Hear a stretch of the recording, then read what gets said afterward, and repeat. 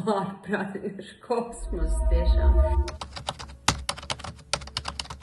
Nu, ir svarīgi, vai tu 4 ciparus maksā vai 3? Nu, ir diezgan. 23. gadā ne tuvu nebija tik augsts. Nē, tas bija siltais.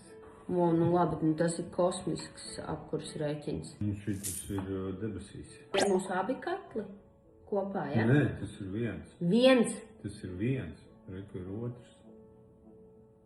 Bet šeit ir abi. Jā. Bet tas ir uz pusi, principā. Un kad mēs pieņēmām to lēmumu, ka mēs mainām? Zīgā, atklāt man gribējās pēc kara saprast tomēr, kam tā mūsu nauda aiziet. Un tie noteikti tanī brīdī bija netik lojāli cilvēki Latvijai. Tanī brīdī es sāku meklēt arī alternatīvas. Es vienkārši gribēju atrast, bija piedāvājumi diezgan. Nu, ne tam vajag naudu, teiksim, kaut kādi 4 noteikti. Elengers man iekrita acīs ar to, ka viņš ļoti ātri atbildēja uz manu e-pastu. Tā kā vienkārši, uz sitienu.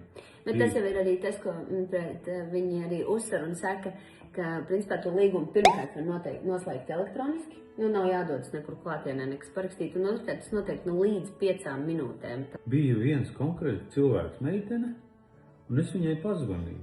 Un pa telefonu vispār, pretī uzreiz bija cilvēks, un tas cilvēks man tik forši ievadīja opcijās par līgumu, opcijās par cenu, izlīdzināt, neizlīdzināt, fiksēt. Arī ir, ka apkalpošana. Jā, tā apkalpošanas kultūra bija līmenī. Bet ir skaidrs, ka mēs esam droši vien jau pa šiem gadiem ieguvuši. Es nezinu. Būtiski.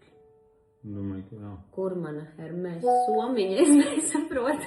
Šos pēdējos gadus, kas ir pagājušais šīs gads, nav bijis nevienu brīdi tā doma, ka mums būtu kaut kas šeit jāmaina. Nē, protams.